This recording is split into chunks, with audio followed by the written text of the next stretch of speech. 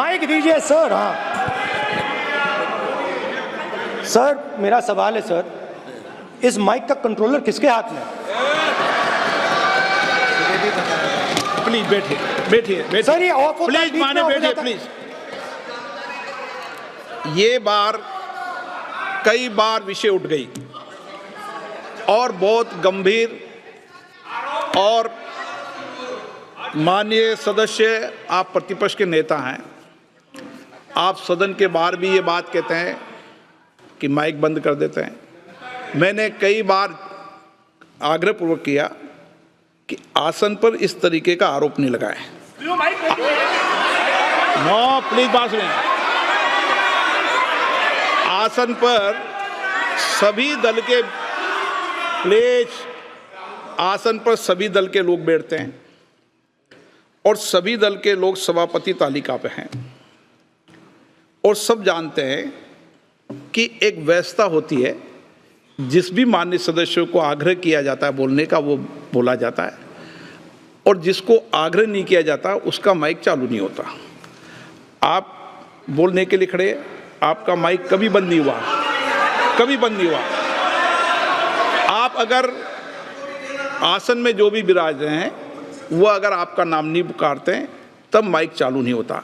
ये व्यवस्था हमेशा इस सदन की रही है, पुराने में भी और नए में भी। कभी आसन पे व्यक्ति पर माइक का कंट्रोल नहीं होता। दूसरा, माननीय प्रतिपक्ष के आप नेता हैं और आपसे ये अपेक्षा की जाती है कि आप लोकसभा की प्रक्रिया का संचार नियम का पालन करें, संविधान की जो व्यवस्थाएं दे रखी है उसकी पालन करें, और सदन में बोलते समय किसी भी धर्म के ऊपर ऐसा आक्षेप नहीं करें जिससे पूरे देश के अंदर विषय पैदा हो। ये आपसे अपेक्षा की जाती है। सर, मैं बिल्कुल आपकी रिस्पेक्ट करता हूं स्पीकर सर, मगर मेरे भाषण के बीच में सच्चाई ये है कि माइक ऑफ हो जाता है। मैं क्या करूं, हो जाता है वो। अब आपने देखा मैंने अयोध्या शब्द यूज किया और माइक ऑफ हो गया। नो, अरे ये प्रधानमंत्री मोदी जी के टाइम में आधा कह रहा है क्या? तो अयोध्या ने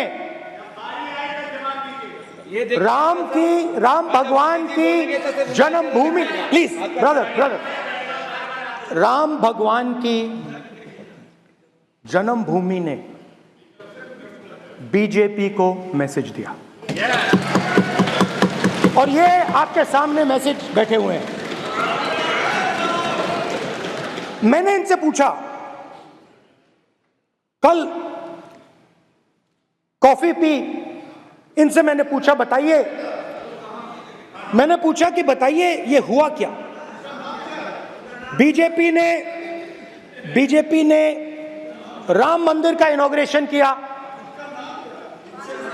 बोलने दीजिए, राम मंदिर का इनॉग्रेशन किया। अरे भाई आप हार गए, उसको करिए। नाम बोलने की कोई जरूरत नहीं है, मैं भाषण दे रहा हूं, आप नहीं दे रहे हो। मुझे बोलना है जो बोलना है, मुझे नाम लेने की कोई जरूरत नहीं, मुझे जो बोलना है मैं बोलूंगा। तो अयोध्या ने मैसेज दिया और मैंने इनसे पूछा कि हुआ क्या, और इनका जवाब आया। मैंने उनसे पूछा कि आपको कब पता लगा कि आप अयोध्या में जीत रहे हो, और आपने कहा पहले दिन से मुझे पता था। सही बात। और मैंने कहा ये क्या हुआ? उन्होंने कहा राहुल जी, अयोध्या में एयरपोर्ट बना, अयोध्या की जनता से जमीन छीनी गई और आज तक उन्हें मुआवजा नहीं मिला है। उन्होंने कहा, सही बात, उन्होंने कहा कि अयोध्या में जो भी छोटे छोटे दुकानदार थे,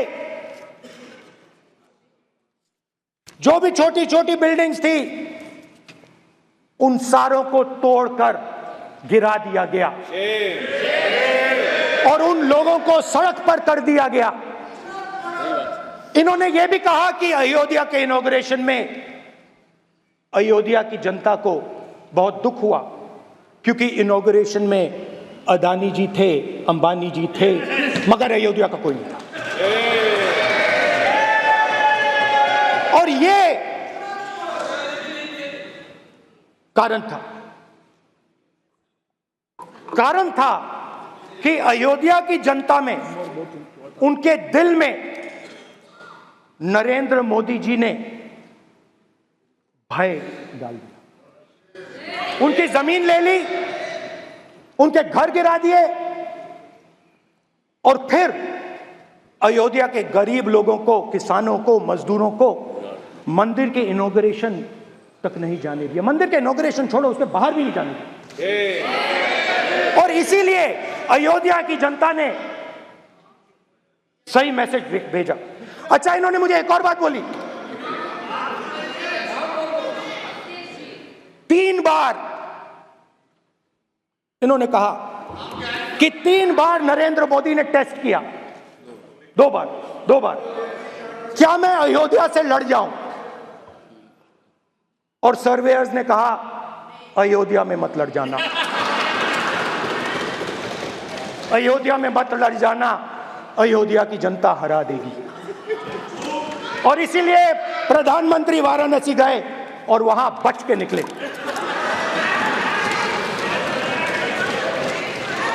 तो अयोध्या की जनता को डराया, पूरे देश को डरा दिया।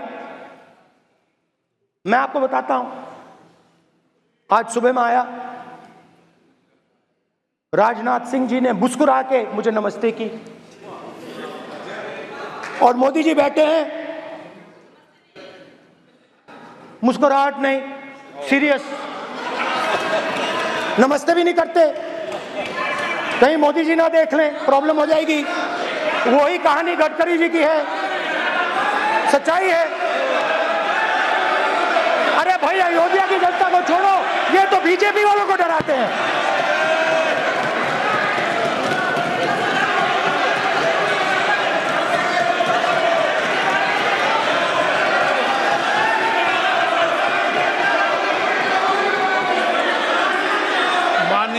सर क्या है?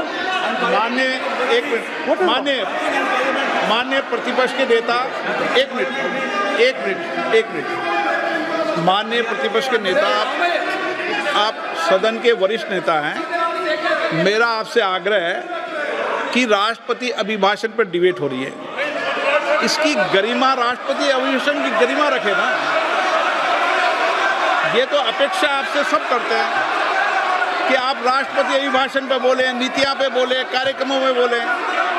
अब व्यक्तिगत रूप से नहीं। अगर आप ये उचित मानते हैं क्या? स्पीकर सर, ये उचित है?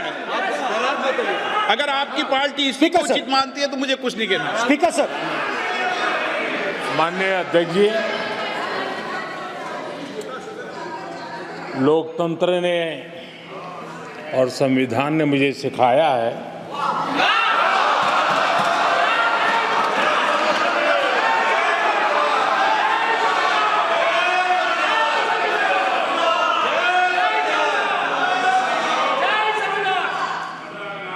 कि मुझे विपक्ष के नेता को गंभीरता से लेना चाहिए।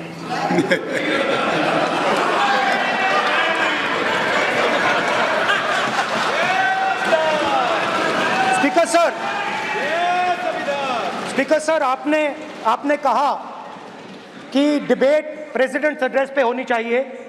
ये जो मैंने किया है, अनुराग ठाकुर जी ने अयोध्या की बात की थी, अनुराग ठाकुर जी ने सनातन धर्म पर आक्रमण की बात की थी, इसीलिए मैंने ये किया है। मैं दिखाना चाहता हूं कि अयोध्या में क्या हुआ, अयोध्या की सच्चाई क्या थी। प्रेसिडेंट्स डिबेट में उन्होंने बात उठाई थी, मैंने बात बंद की। प्रधानमंत्री जी को अच्छी लगी अयोध्या के बाद अच्छी लगी, डर फैलाया और ऑपोजिशन का रिस्पांस एक साथ मिलकर भारत जोड़ो यात्रा, सारे के सारे ऑपोजिशन, पूरा देश एक साथ मिलकर कन्याकुमारी से कश्मीर तक चला।